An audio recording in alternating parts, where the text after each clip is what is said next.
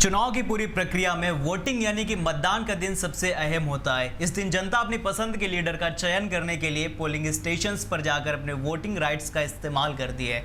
आखिर ये मतदान केंद्र कैसे बनाए जाते हैं और इनसे जुड़े वेरियस प्रोसेसेस क्या हैं, चलिए जानते हैं। नमस्कार and welcome, you are watching rising Bharat. I am Aviraj. चलिए फिलहाल सबसे पहले ये जानते हैं कि पोलिंग बूथ क्या है। पोलिंग स्टेशन या मतदान केंद्र वो बिल्डिंग होती है जहां मतदान करने की सुविधा मौजूद होती है। एक पोलिंग स्टेशन में कई पोलिंग बूथ हो सकते हैं। पोलिंग बूथ वो जगह होती है जहां वोटर्स अपना वोट डालते हैं। ये कमरे के अंदर छोटा सा कॉर्नर होता है। यहाँ पर एक टेबल पर ईवीएम मशीन या बैलेट पेपर के जरिए मतदाता अपना वोट डालते हैं। इसे 3 तरफ से ढक कर रखा जाता है। चलिए अब ये जानते हैं कि मतदान केंद्र वोटर्स के घर से अधिकतम कितनी दूरी पर हो सकता है।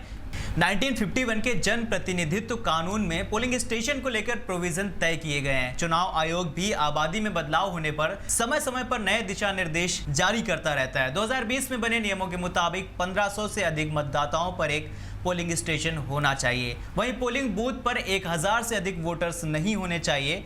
मतदान केंद्र बनाते समय इस बात का भी ध्यान रखा जाता है कि किसी भी कंस्टिट्यूएंसी में वोटर को वोट डालने के लिए अपने घर से 2 किलोमीटर से अधिक दूर नहीं जाना पड़े।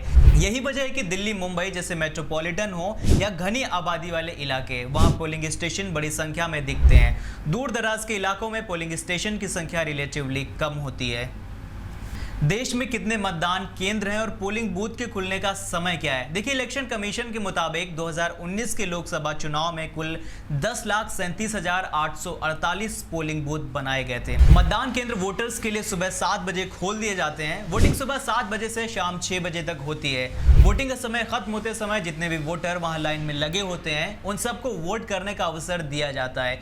इसमें जितना भी समय लगे, जब तक लाइन में लगा अंतिम वोटर भी वोट नहीं कर लेता, तब तक बूथ खुला रहता है। कई बार वोटर को यह नहीं पता होता है कि उनका पोलिंग बूथ कहां है। मतदान केंद्र पता करने के 3 प्रमुख तरीके हैं। जो लोग स्मार्टफोन का इस्तेमाल करते हैं वो प्ले स्टोर से वोटर हेल्पलाइन ऐप डाउनलोड कर सकते हैं। इस ऐप में know your polling station section में अपना डिस्क्रिप्शन दर्ज कर अपने मतदान केंद्र का पता लगा सकते हैं। इलेक्शन कमीशन की वेबसाइट पर भी आप अपना पोलिंग बूथ खोज सकते हैं। वेबसाइट पर आप 3 तरह से अपने मतदान केंद्र का पता लगा सकते हैं। सबसे पहला यह कि अपना डिस्क्रिप्शन देकर मतदाता पहचान पत्र पर दिए गए EPIC नंबर के जरिए अपने मोबाइल नंबर के आधार पर मतदान केंद्र का पता लगाने का एक और जरिया है। मतदान से पहले BLO की ओर से दी जाने वाली वोटर स्लिप्स, उस स्लिप पर वोटर की जानकारी के साथ साथ पोलिंग बूथ और बूथ नंबर तक की पूरी जानकारी उसमें दी गई होती है। इस वोटर स्लिप से आप अपने पोलिंग बूथ का पता लगा सकते हैं। चलिए फिलहाल ये जानते हैं कि BLO की जिम्मेदारी क्या होती है। बूथ लेवल ऑफिसर या BLO इलेक्शन मशीनरी का बहुत ही इंपॉर्टेंट एम्प्लॉय होता है।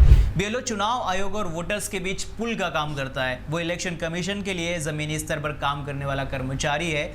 BLO को जिस इलाके की जिम्मेदारी सौंपी जाती है वो वहाँ के मतदाताओं से जुड़े महत्वपूर्ण काम करता है।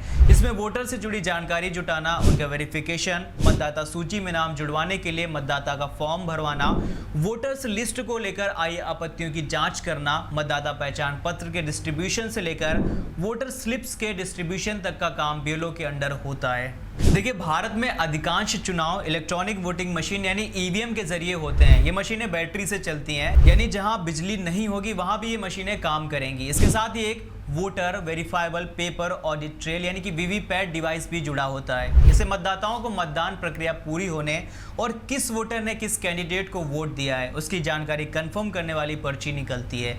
इस पर्ची पर मतदाता ने जिस प्रत्याशी को अपना मत दिया है उसका क्रमांक नंबर, नाम और चुनाव चिन्ह दिखता है। इस पर्ची से मतदाता डाले गए अपने वोट का सत्यापन या क्रॉस चेक कर सकते हैं। VVPAT कुछ सेकंड्स तक आपके सामने दिखता है, फिर इसे काट दिया जाता है और ये एक बक्से में जाकर गिरता है। वोटर्स इस पर्ची को देख तो सकते हैं लेकिन अपने साथ नहीं ले जा सकते। केवल पोलिंग अधिकारी इस पर्ची को देख सकते हैं। इस पर्ची का सबसे अहम किरदार ये होता है कि जब मतगणना को लेकर कोई बड़ा विवाद खड़ा हो जाए तो इस पर्ची की मदद से वोट्स का मिलान किया जा सकता है। फिलहाल आज के लिए इतना ही। मैं उम्मीद करता हूँ आपको ये वीडियो पसंद आई होगी। लाइक शेयर कमेंट करके ज़रूर बताइएगा। मिलते हैं नेक्स्ट वीडियो में, तब तक के लिए शुक्रिया।